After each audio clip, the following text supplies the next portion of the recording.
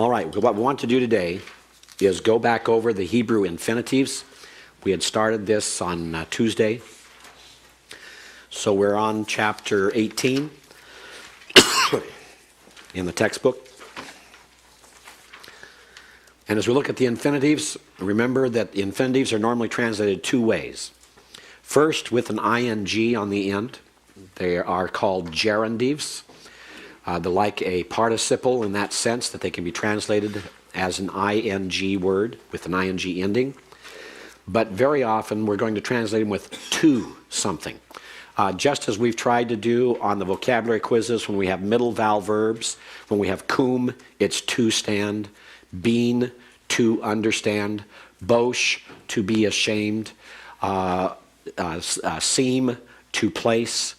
Whenever we have those kind of verbs that are what we call middle vowel verbs, where the central consonant is not a consonant in the triliteral root form, but instead is a full letter vowel, a hirik yod, a shurik, or a holem wow, then we translate that as an infinitive, because that is the infinitive form in those verbs, not the cal perfect third masculine singular.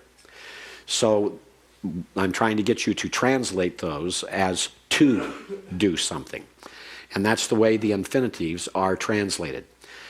We can have shamer. When we look at its roots, we see the sheen, mem, resh in shamer. And if we have the infinitive construct, shamor, it's either keeping or to keep. And in the infinitive absolute, shamor is the same way. It's keeping or to keep. The Hebrew has two infinitives. The infinitive construct, it's called a construct because it is constructed together with prefixes and suffixes.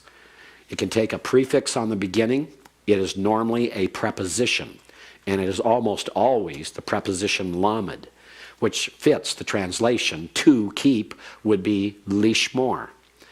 And then suffixes, and the suffixes are pronominal suffixes that can be either the objects or the subjects of that infinitive, depending on context.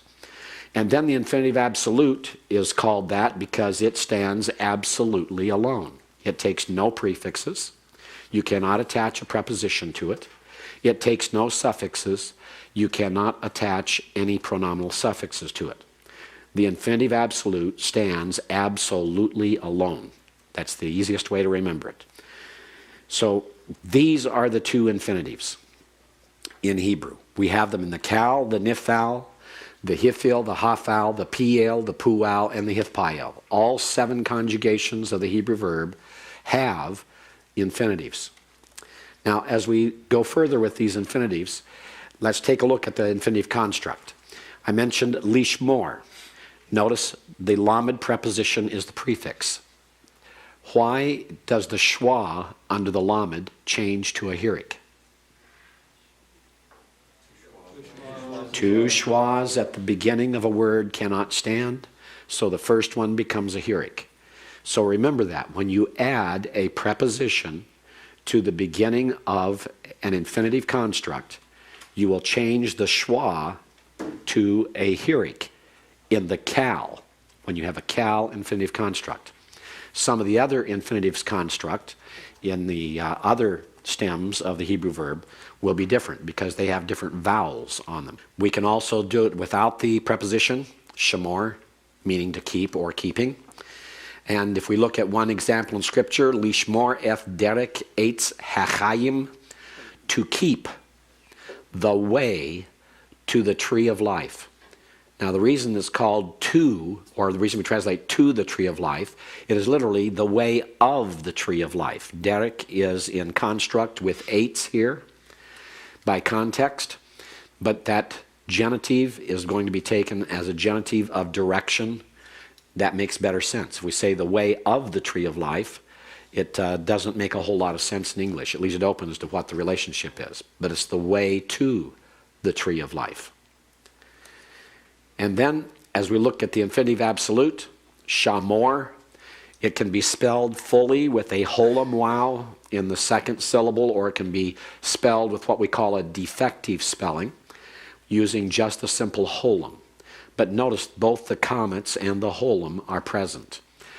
When we talk about the infinitives, especially the infinitive absolute, the infinitive absolute occurs in 55% of all of its usages, together with an imperfect or perfect from the exact same root. When it's from the same root, we say they are cognates. They are related. The infinitive absolute from the same root as a perfect or imperfect with which it is used. We call that cognate infinitive absolute, or I like to refer to them as the CIA twins. PI, one twin, is for pre-positive intensive. Pre, before.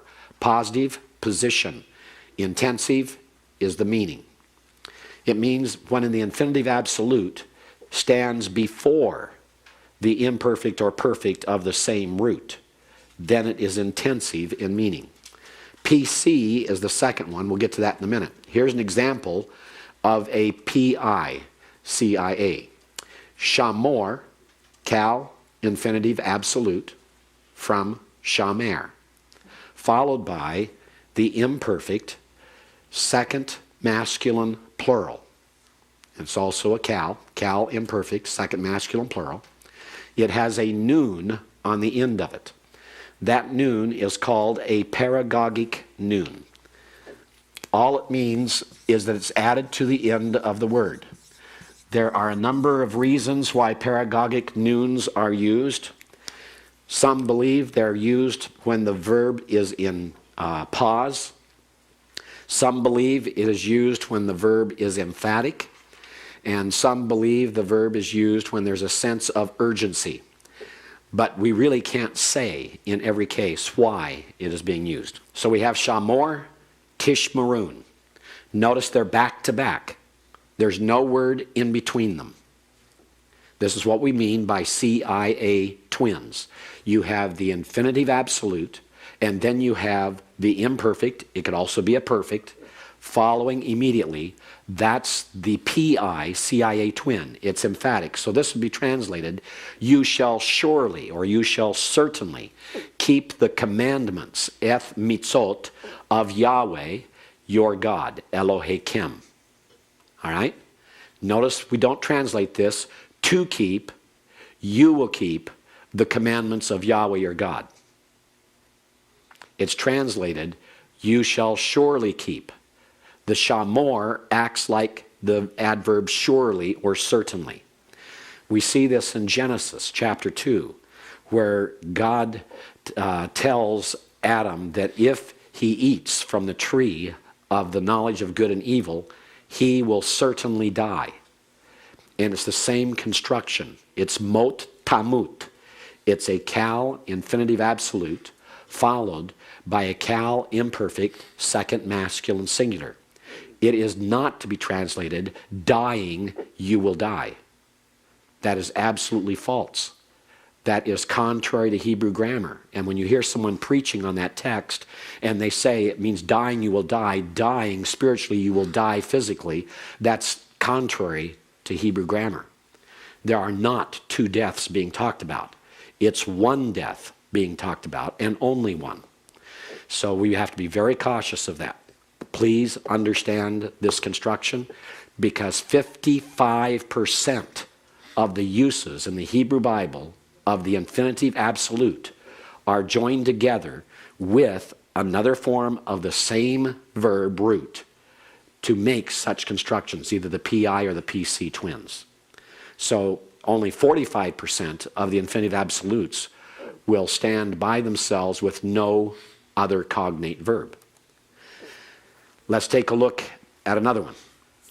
Remind you again of the form. We've got the verb akal, he ate. The infinitive absolute is akol. It can be spelled with the holum wow, or it can be spelled with just the holum. We look at the post-positive continuative. Post-positive means post means after. Positive is position. So when the infinitive absolute is positioned after the cognate verb from the same root in the perfect or imperfect, then it is post-positive continuous. Here we have a wow conjunction. with a pathic under it because it is preceding an aleph. And an aleph is a guttural. The guttural requires a compound schwa. When you have a compound schwa, you can't put a second schwa ahead of it at the beginning of a word. A schwa plus a compound schwa is still a violation of the rule.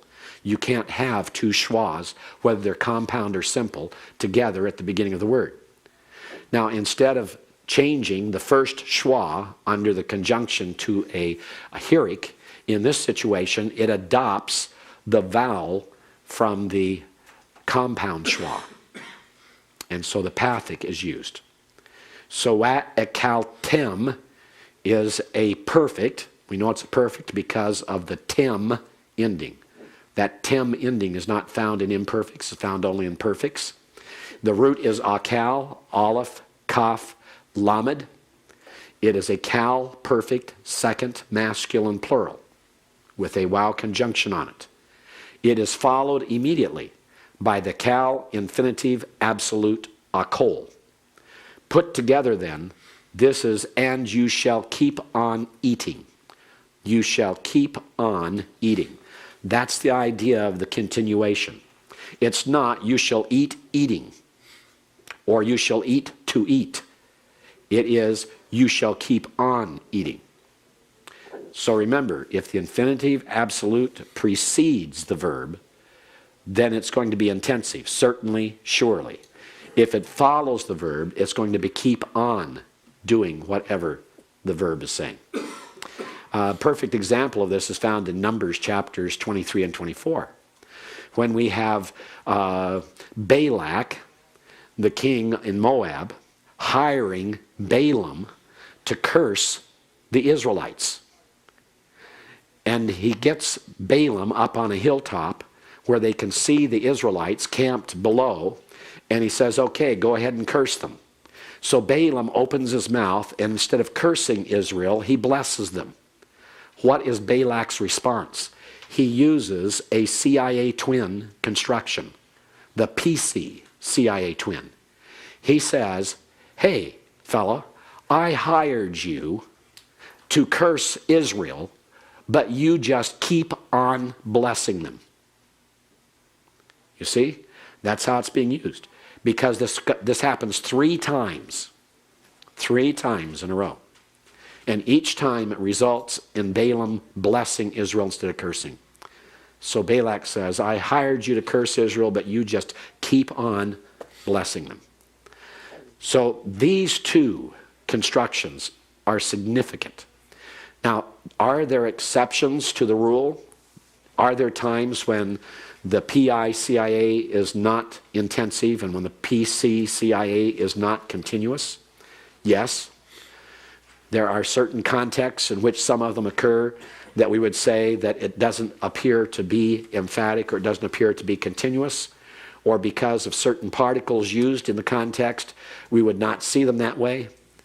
In those cases, they may not even be, the infinitive absolute may not even be translated. But those are seldom. Most of the time, you'll translate them just as I've described. In fact, you should assume anytime you have it in exercises that you should translate it this way. So I can see that you're understanding it and getting it correct. Any questions on these? You have the discussion of this and description on page 119 in your textbook. And hopefully that will help to reinforce it and help you to understand them. Yes, Scott? Is our main clue seeing the same form? Seeing the same root. That's what I meant. The same root, yes. They have to be cognates. Cognate means from the same root. Okay? Quick question. Yes. On Numbers 23, I just saw it. The word in brackets, does that appear also in the Hebrew? You're looking on page 119, Yes. and you're asking about a word in brackets In Numbers 23, in Numbers 23. 23:11, where it says, 2C. All right, yes, I see what you're saying. The reason that is in brackets in the example given is in order to give you a form that you are used to seeing because you have not learned the PL perfect. And so we converted that into a Cal perfect so that you could see it and then understand what's going on. But in the Hebrew, it's a PL perfect. It'll still be a perfect second masculine singular, but it'll be pointed differently. All right? We've used the square brackets throughout the textbook to indicate where we have chosen to alter the form purely for pedagogical reasons. We're not trying to change the text at all. We're merely making certain there's a form that you can identify. Okay?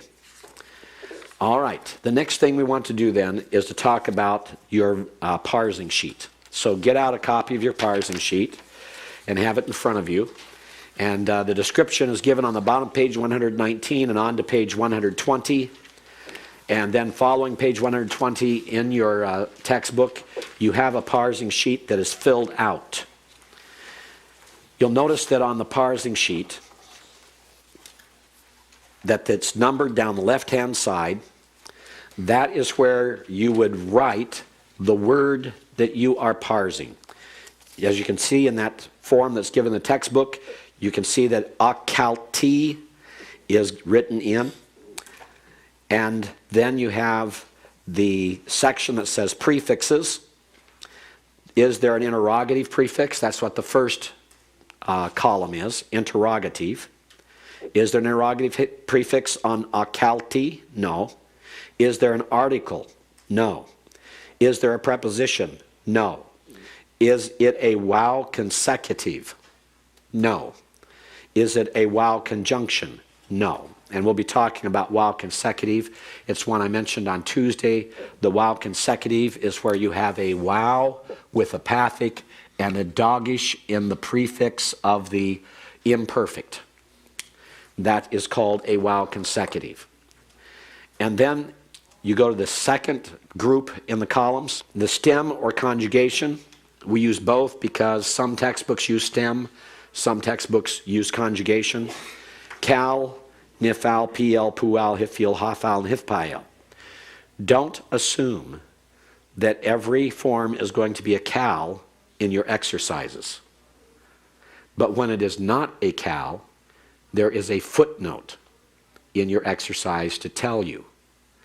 Please fill out the chart correctly when you fill it in. So pay attention to those footnotes in the exercise. You mark which one with just an X, as you see there. Just put an X in it. Form/tense. Again, because we use form, but there's still many that use tense, even though the Hebrew verbs don't have tense inherent in them. That's determined by context. Perfect, imperfect, imperative. IMPV is the abbreviation for imperative. The active participle, the passive participle, the infinitive construct, and the infinitive absolute. Akalti is a cal perfect. Therefore, it's marked with the X's in those two areas. Person, first person, second person, third person. First person is I and we. Second person is you. Third person is he, she, it, and they. This is a first person. The gender, masculine, feminine, are common. All first persons are common. So common is where we put the X. This akalti is a first person common singular. Therefore the X under the singular and not the plural. And then you write in the root. When you write in the root, you put in 3 consonants. You do not put any vowels on them. You just write the consonants just the way you see here. No vowel pointings. Just put the triliteral root, the 3-letter root. And then give the meaning. Not the translation of akalti, but the meaning of the root. And for the meaning of the root, stick to it without any pronouns. So here, instead of saying he ate, instead of saying I ate or I eat or I will eat, which akalti means, we're just going to put eat. Okay? That's partly to preserve the amount of space you have to write something in, but also to make certain you have the basic meaning of that verb. Now you can look down through there and you can see how each of these are done. Now what I would like for you to do is take one of your parsing sheets, and this will be the second parsing sheet for exercise 18. And what I want you to do is take one parsing sheet and right at the top of it, worksheet number 18. Worksheet number 18. All right? And then after that number 18, put a 1 in parenthesis. So what you're doing at the top is you're writing worksheet number 18, parenthesis 1. Okay? Lay that aside, pick up a second one, and write the same thing at the top, except in parenthesis, put a 2.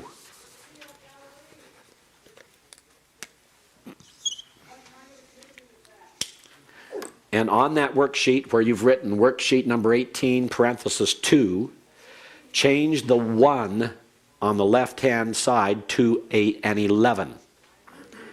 All right, make it say 11. Make the second one say 12. The third, 13. The fourth, 14. And the fifth, 15.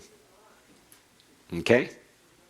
Because there are 15 verbs to be parsed in exercise 18. All right? Now, where you still have a number 6 below the 15, I want you to handle a verb that I'm going to write for you up here as an exercise. All right?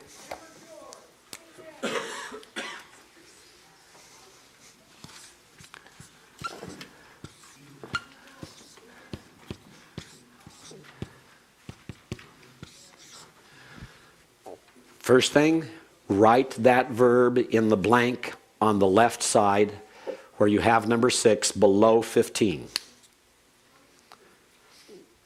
Copy it in. Akaltem.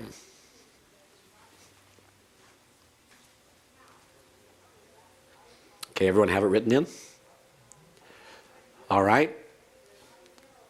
David Lee. In the first column, under prefixes, would you be putting an X in any of those columns under prefix for this form?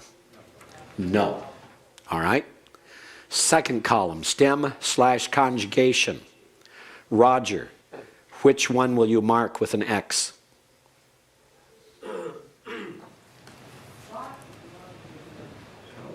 Cal, right. You've only had Cal till now. All right. So you'll put an X in the cal. So everyone put an X in there for the cal. For the form/tense, James Wood, which column will you put an X in? Perfect. Absolutely right. Perfect. So put an X under the first column there. Perfect. All right. Scott Jackson, under person, where will you put the X? Under the first, second, or third person? Third. No? First.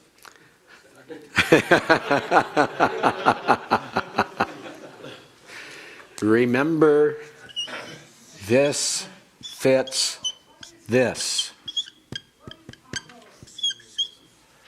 Second masculine plural. Look up on the screen. You shall keep on eating. Second person. So put an X under second person. All right. Gender column. Jan. Which gender will you put the X on? Masculine. Right. Okay. Number. James Lee. Plural. All right. The root. Chad. What will you write in for the root? Aleph, Kaf, Lamed. Right. Aleph, Kaf, Lamed. And what will you put for the meaning there, Jeff? Feet. Eat. Eat. E-A-T. All right? Everyone got it? See what we're doing? All right? Let's try one more.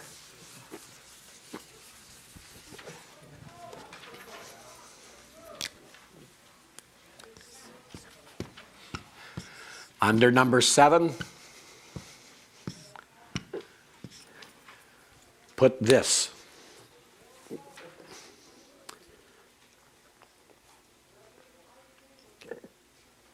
Shimri. Sheen with a hirik, Maim with a schwa, Resh with a hirik followed by a yod. Shimri. All right, everyone got that written?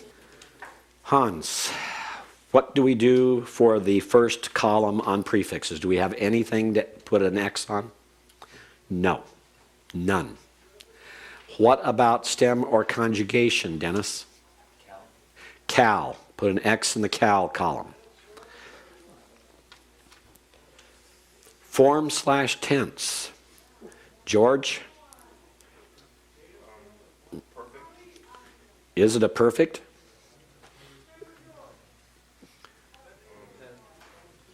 Perfect suffixes normally have a tau with them. This would be shamarti if it was perfect, first common singular. Imperfect.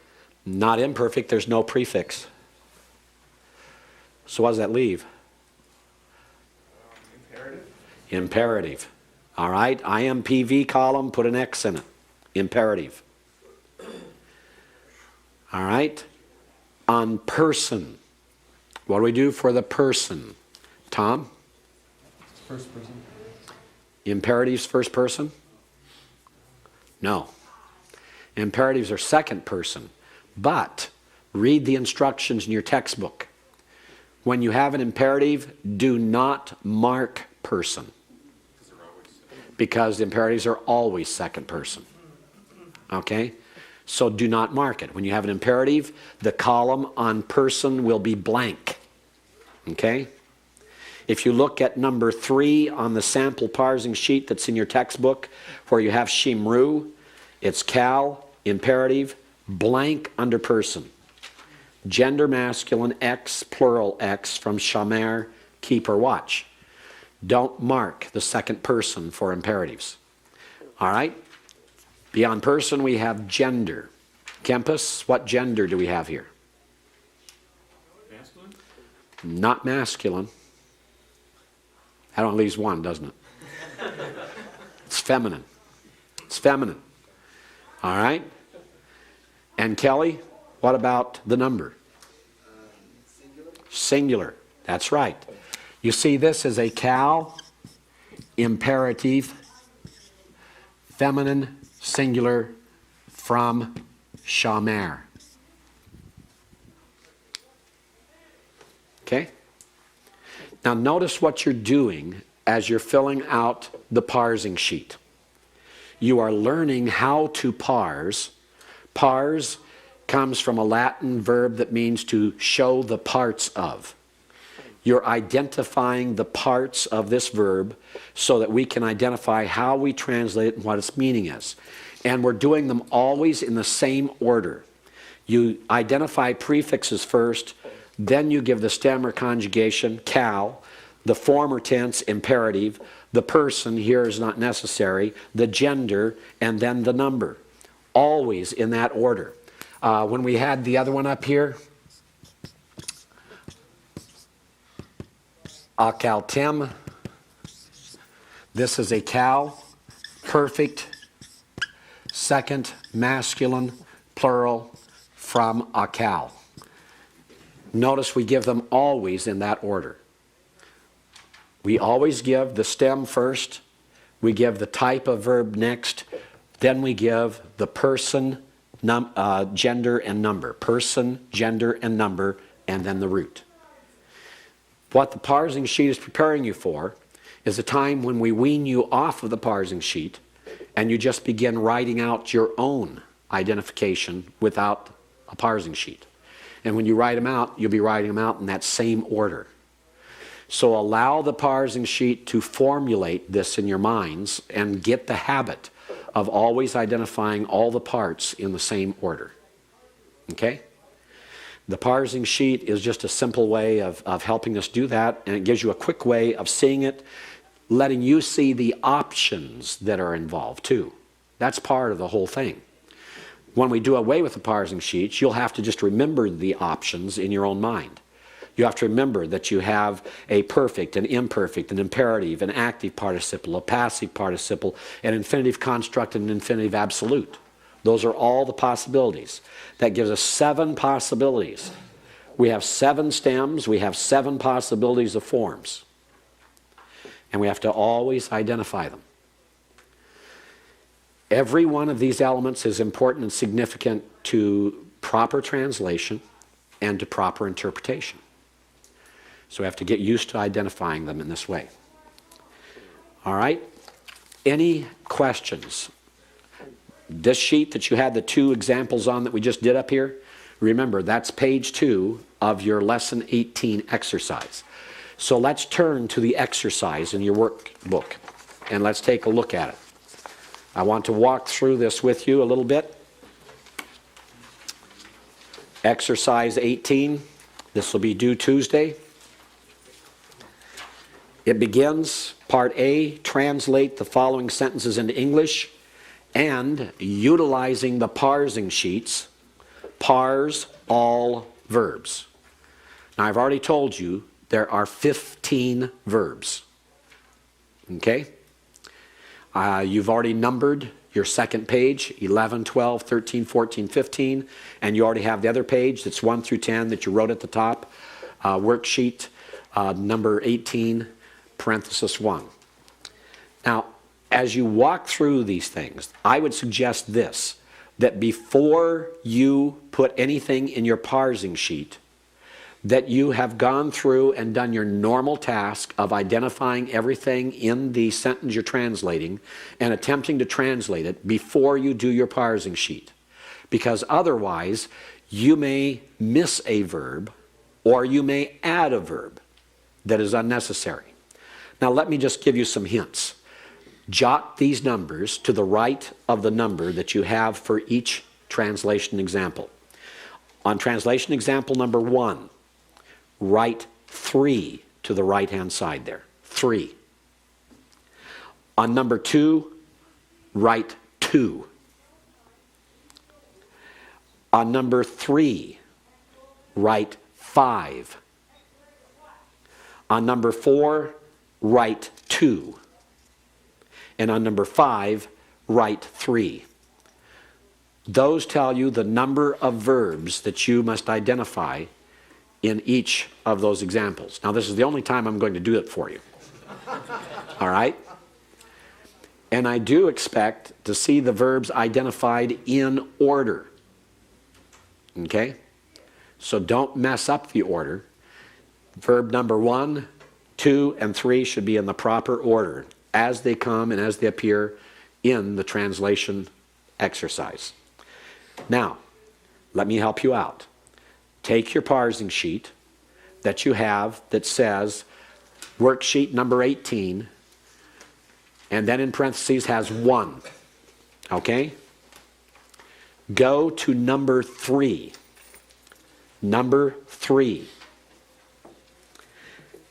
Take your worksheet and look at the second line of the Hebrew and go to the third word from the end. It'll be le shachet. Le shachet. We're on number 1 translation. Second line, third word from the end. Third word from the end. At the end you have basar. Before basar you have kal. And before kal you have le shachet. Okay, everyone see that? Write le shachet in number 3 on your parsing sheet. It is the third verb in exercise 1.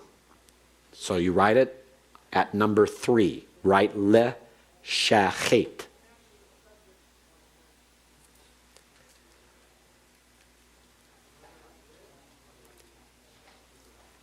Now, as you look at that parsing sheet, on prefixes, the prefixes are an interrogative, not here, an article, not here, a preposition, yes. So put an X in the preposition column. That is for the lamed on le shachit. All right? Everyone got that? An X in the preposition column. The stem or conjugation, this is a piale. So put an X in the piale. For form/tense, this is an infinitive construct. Infinitive construct, the next to the last column, put an X in there. Infinitive construct. Infinitives do not have person.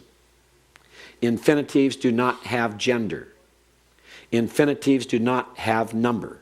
So there will be nothing in those three columns. The root is shin, cheth, tau.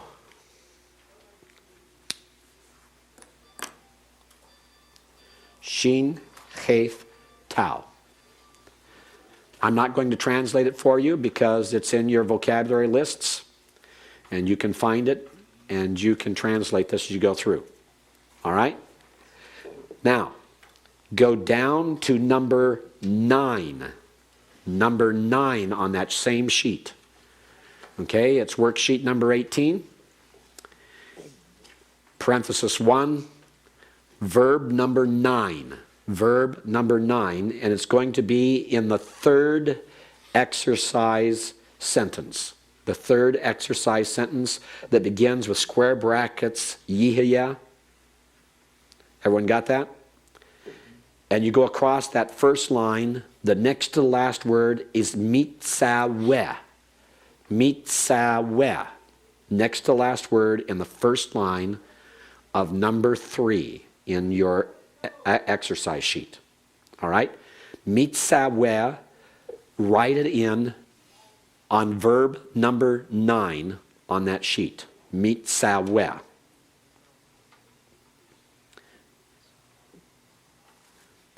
You'll notice that footnote number 3 gives you the parsing. So go through and finish filling out number 9 all the way across with the parsing given for you in footnote number 3. Okay, John, where did you put the first X? For piale, correct. Under stem or conjugation. Greg, where did you put the second X?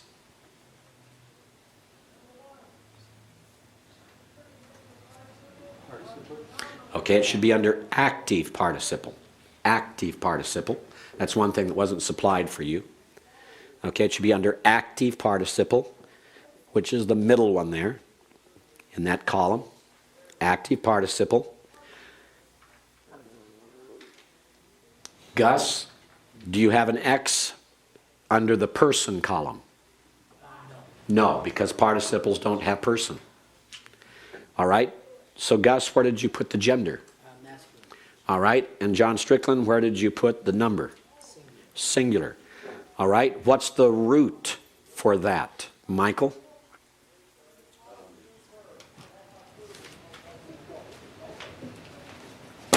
Sade, wow, hey. Good. Sade, wow, hey. The meaning, Kenny? Command. Command. Okay? So now you have number 9 completed for you as well as number 3. Kelly? Wouldn't we also mark that there's a preposition on it? No, because it is not a preposition. We'll have to explain that later. All the participles outside the cal have a mame prefix. Other than, and the nifal. Cal and nifal don't have prefixes. All other participles, pl, pual, hifil, hafal, and hifpael all begin with a mame. And it's not identified as a prefix because it's part of the verb form. It's like when you do an imperfect on the sheet, the imperfect prefix doesn't go in that first column. Okay? All right? Now go to number 10 on that same parsing sheet, the one right below number 9, and you go to the second line of Hebrew in the same sample that we're looking at, number 3 on your worksheet. You go to the second word of the second line, la'aheva, la'aheva. Write it into the blank space on number 10.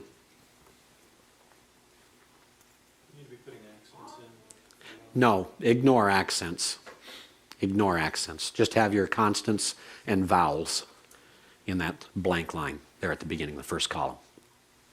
Okay, James Wood, where would you put the first X? Preposition. Preposition. Preposition prefix. That lamed there is a preposition. So James, what does that tell you about this verb? If it has a lamed prepositional prefix on it, what kind of verb is it going to be more than likely? Thinking of verb form. Do perfects take a lamed prefix? Do imperfects? What is the one verb that we've learned that most of the time will take a lamed prefix? Infinitive construct. Infinitive construct. Remember, the infinitive absolute does not take a prefix. So this has to be an infinitive construct. Now, there will be times when you can have a participle with a preposition on it. This is not a participle. All right? This is an infinitive construct. It is a cal. So this is the lamed preposition prefix, cal, infinitive construct.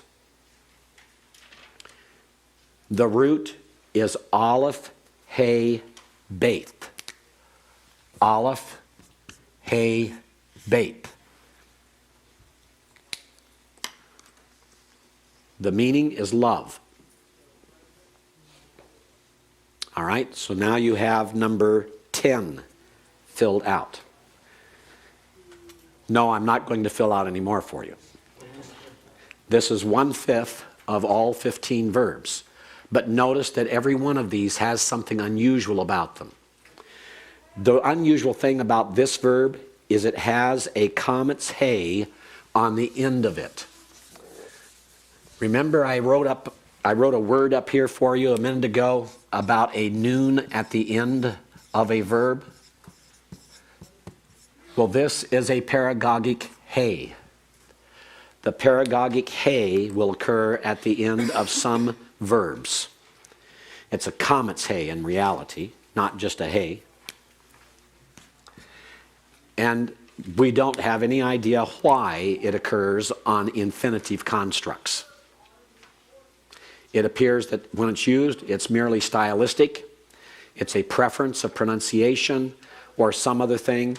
It's something we don't know for certain. It does not seem to affect the meaning, and therefore it can be safely ignored when it is attached to an infinitive construct. Yes, Jeff? Constructs never have person, gender, number. Correct. No infinitive has person, gender, or number. All right? So I've supplied those for you because we haven't gotten into the PLs. So you have a PL infinitive construct, you have a PL participle. That was number 3 and number 9, and number 10 is unusual because the paragogic hay. I wanted to make certain that you had it, but it gave us another opportunity to let you utilize the parsing sheet before you do this exercise, so you're more familiar with it.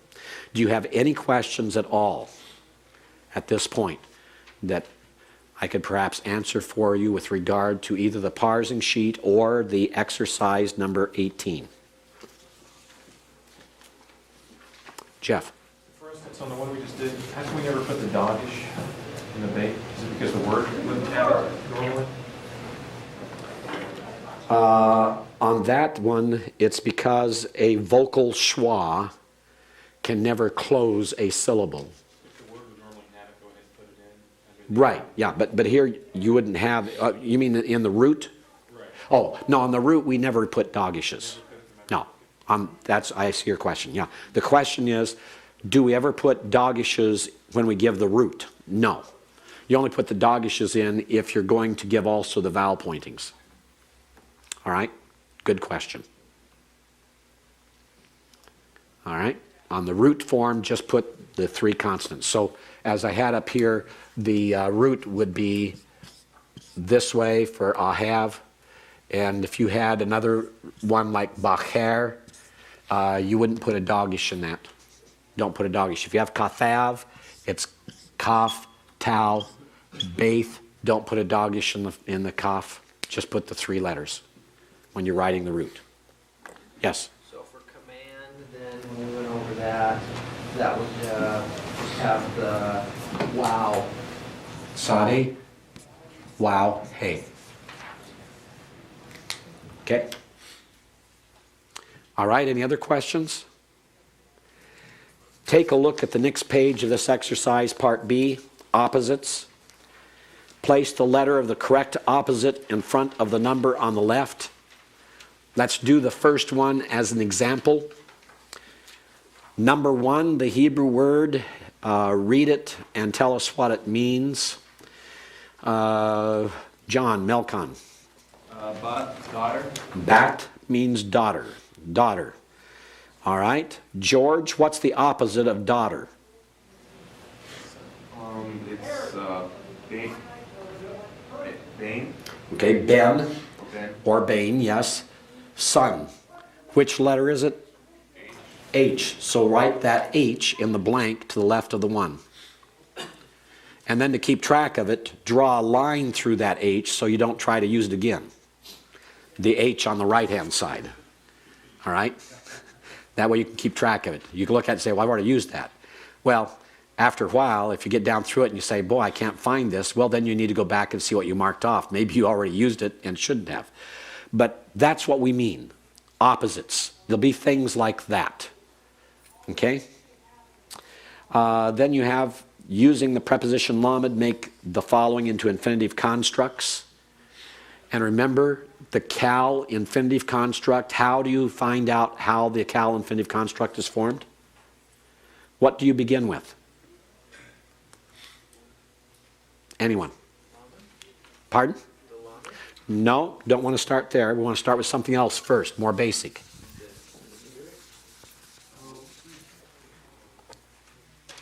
What form of the verb is the infinitive construct formed from? The imperfect. So if you take yishmor as the cal imperfect third masculine singular, and you take off of it the prefix, this is the infinitive construct. Okay? So start with your imperfect, how you've memorized your imperfect. And when you've got that, take off that prefix, and you've got your infinitive construct. Then what do? Then you add on the lamed, and then put the hirik because you have a schwa here. All right? Now you're not going to write the imperfect form down on your sheet, but that's how you can figure out what it is. All right? Remember, both the infinitive construct and the imperatives are formed from the imperfects. You form the infinitive construct from the third masculine singular of the imperfect just by removing the prefix. You form the imperatives by taking the second person imperfects. Second masculine singular, second feminine singular, second masculine plural, second feminine plural, and remove the prefixes from them. And you have the imperatives. Okay? Then D, in the space to the right of each root, write the infinitive absolute for it. The infinitive absolute. What are the 2 vowels in the cal infinitive absolute?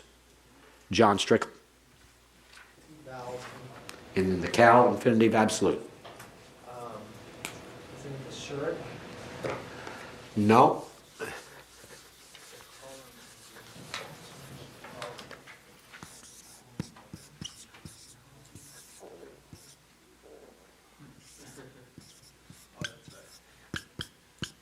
What are the two first vowels in the English absolute? A and O. So all infinitive absolutes in the cal infinitive absolutes will all have an A-class vowel, and they'll have an O-class vowel.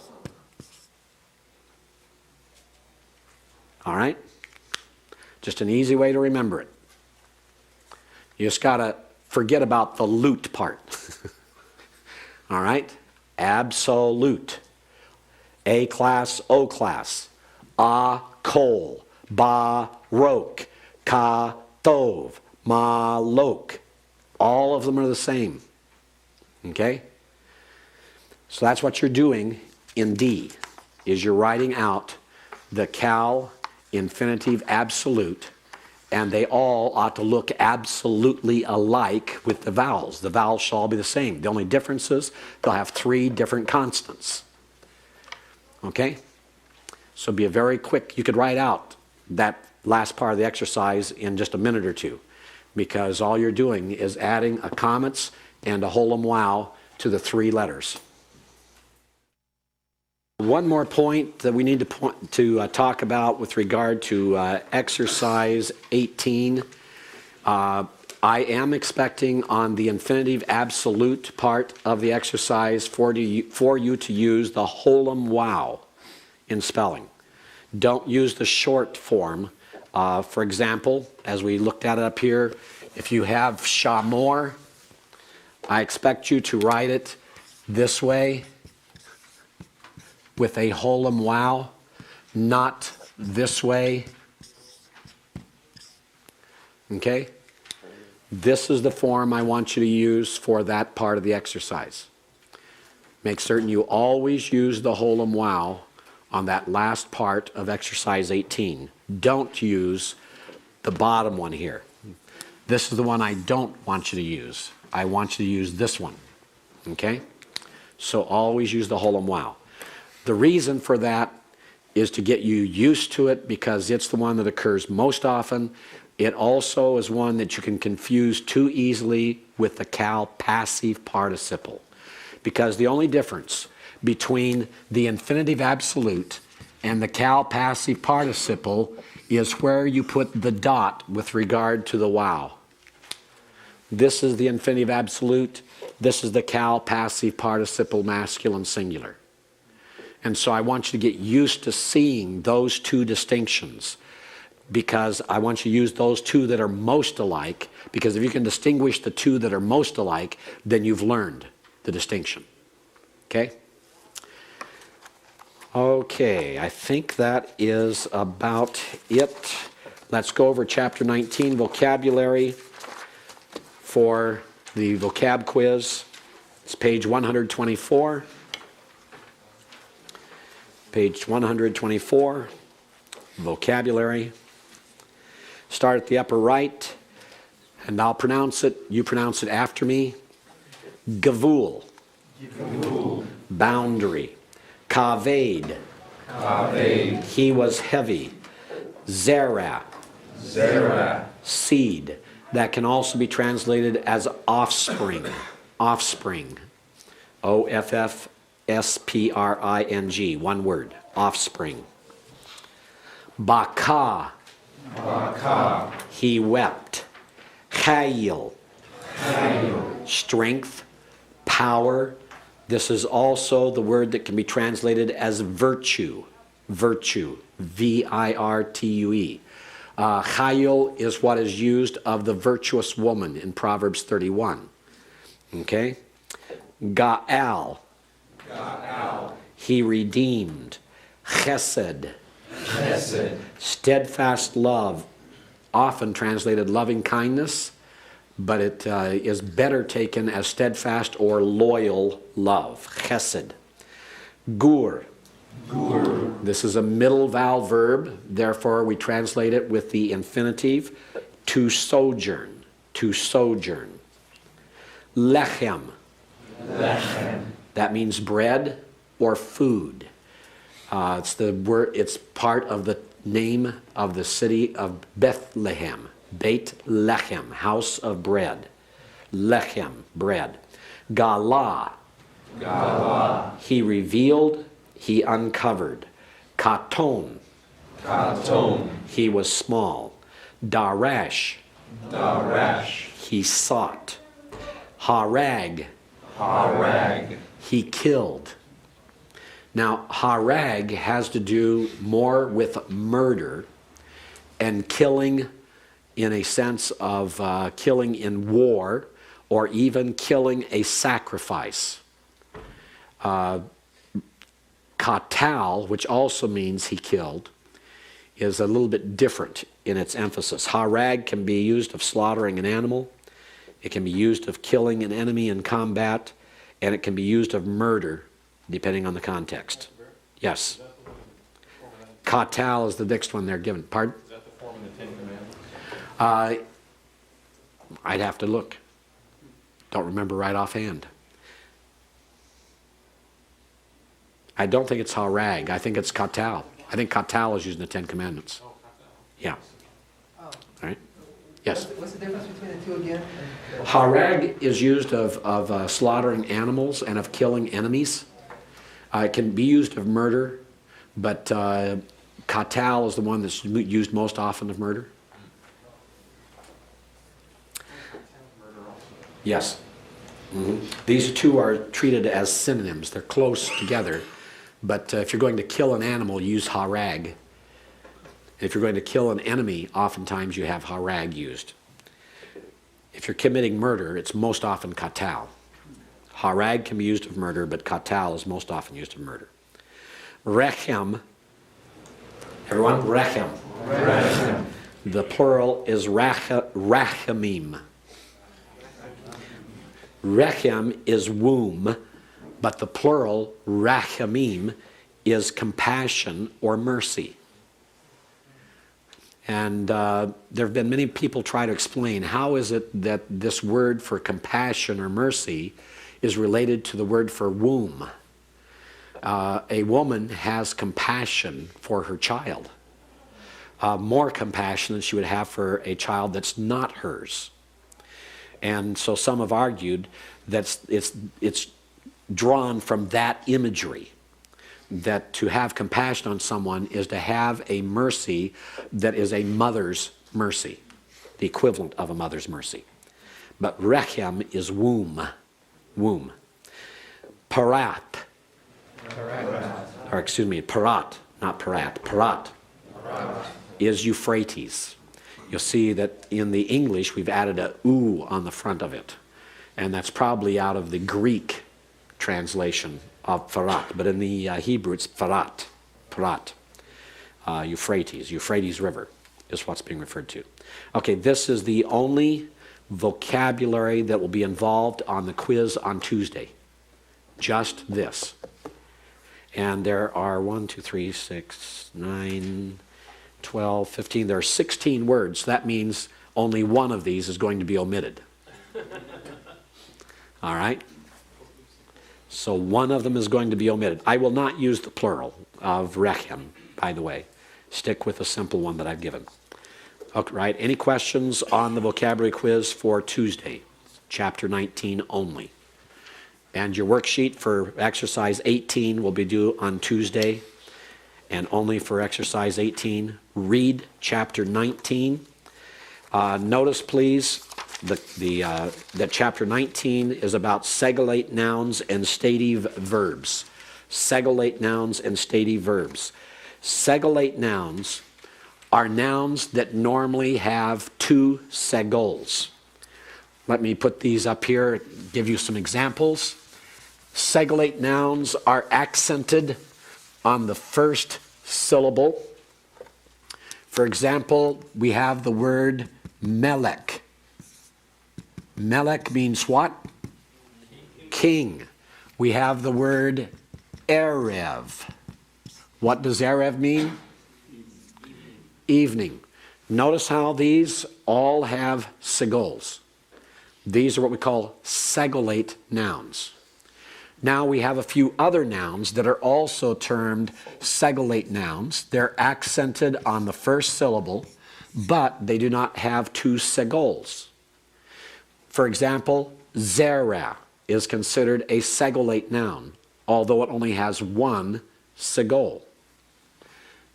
What does zera mean? Seed. Seed or offspring. And then we have another one, zevach. What does zevach mean? I thought I heard someone start to say it. Sacrifice. Sacrifice. Notice the accent on the first syllable. But we also have another category. We have this likewise is accented on the first syllable. Na'ar. No segols at all. Both are pathax.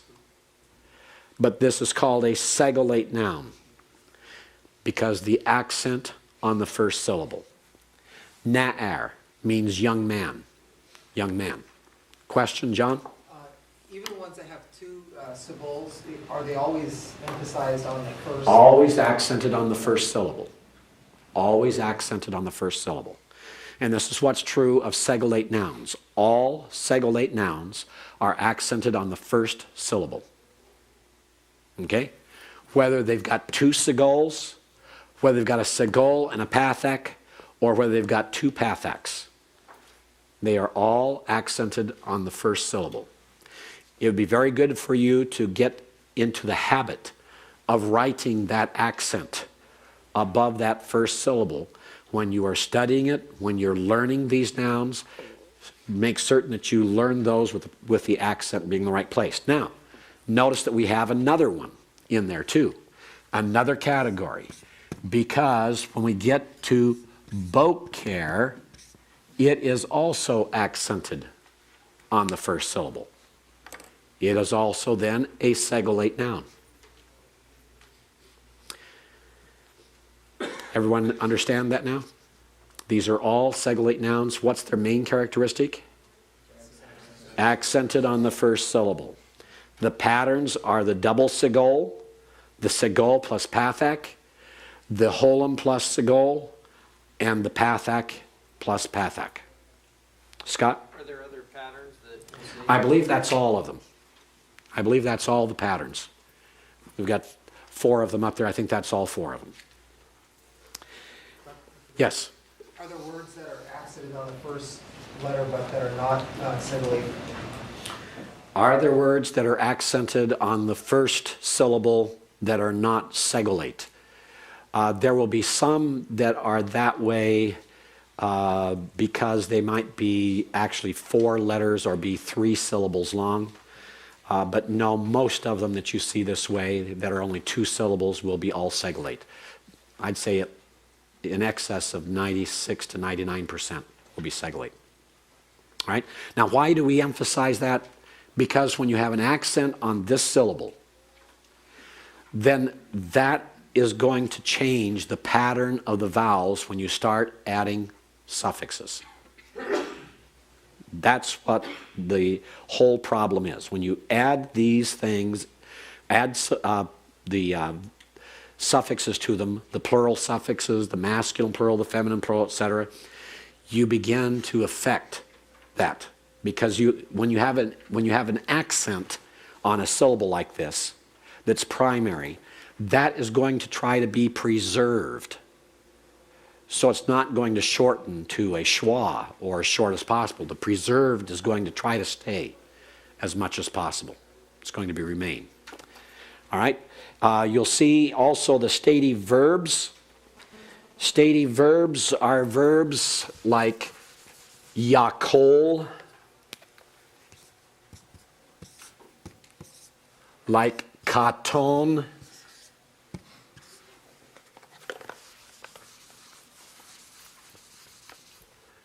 verbs like kaved.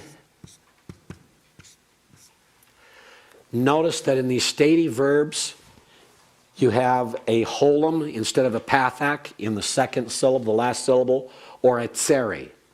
Now, does that mean that all stative verbs have that pattern? No. Does it mean that all verbs that have this pattern are stative? Yes. Okay? Malay. Yakol, he was able. Notice in stative verbs we use a form of the verb to be to translate it. Basically, be able. He was able. He was little. He was small. Kaved, he was heavy. Malay, he was full. Okay? Those are stative verbs. Stative verbs, you use some form of be. And you have the E class and the O class of these verbs. When you have verbs like what we've learned that are an A class verb because of the pathak here, most of those verbs are what we call fientives. Fientives mean verbs of action rather than verbs of state of being. The stative verbs are verbs of state of being. He is in the state of being able. He is in the state or condition of being small. He is in the state or condition of being full. He is the state or condition of being heavy. But this is he wrote. Now, fientive verbs do not always take direct objects. Fientives are active verbs. But if we want to talk about an active verb that takes a direct object, those are called transitives. Transitive verb. It transfers the action to a direct object. For example, in English, we have some verbs that can act in both ways. The verb run.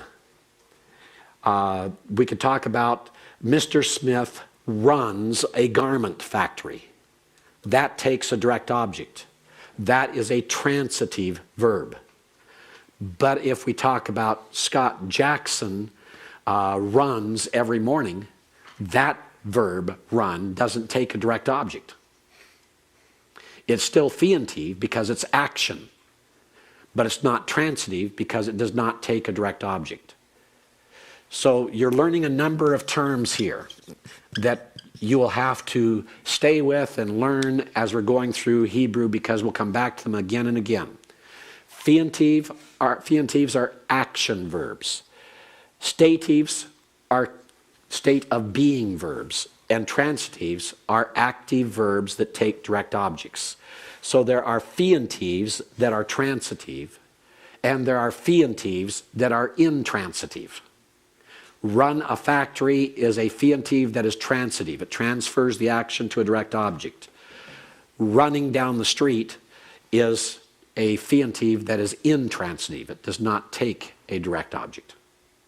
Okay, everyone understand that? Chad. If there were a verb like plays, he plays baseball. Plays would receive a direct Plays object. is a fientive and is also a transitive because he plays baseball. Now, But baseball's not really receiving the action, is it? not in any sense unless he hits it or throws it or catches it. But to play baseball, some might classify that as a quasi-transitive. It'd still be fientive, but be quasi-transitive. Fortunately, in Hebrew, we don't have many like that. When we have the verb like, for example, David playing the harp, harp is obviously the object, and actually is strumming the harp or striking the harp. So it works out well. We don't have playing baseball in the Old Testament. All right? Even though it starts out with in the big inning. All right? Was that what Kyle whispered in your ear? See? We're on the same track there, Kyle. Yeah, good. See, that's what marriage does to you. All right. Now, we have about 2 minutes left. I want to just use this next 2 minutes to warn you a little bit about the final exam. On the final exam, we'll be doing review next week. When we finish going over material on Tuesday, we'll go into review. On Thursday, it will be totally review. But the first thing I want you to be aware of, you have now learned all the forms of the cal verb. You've learned the perfects, the imperfects. You've learned the imperatives, the participles, and the infinitives. Be prepared on the final exam to be asked to write out from memory all forms of the cal verb. All right? To write them out from memory. All forms of the cal verb. So So memorize them, know what their vowel pointings are, get those down. We'll review that on Tuesday. I will actually drill you on that on Tuesday after we've covered the assignments and covered reviews and had our vocabulary quiz. And I will drill you again on Thursday because I want you to know these verbs well. If you have learned the cow and have it memorized, the other 6 conjugations or stems will be no problem whatsoever. But if you have not memorized the cow, you will have great difficulty with all of the 6 remaining conjugations. Any questions? For example, on the final exam, I could say, take the verb chamer and write all of its forms in the cow. Perfect, imperfect, imperative, participle, and infinitive. All of them. Can you do that? It's something you need to know, something you need to be able to do.